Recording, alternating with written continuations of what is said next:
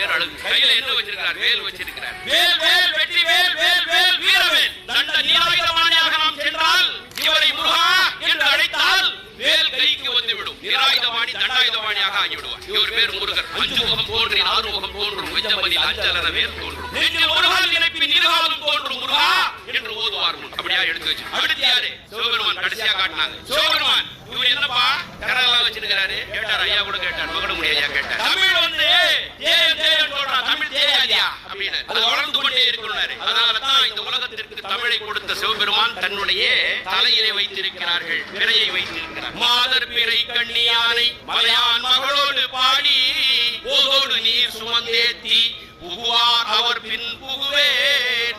யாதும் சுவடு படாமல் ஐயாறு அடைகின்ற போதும் காதல் மடப்பிடியோடு களிறு வருவன கண்டே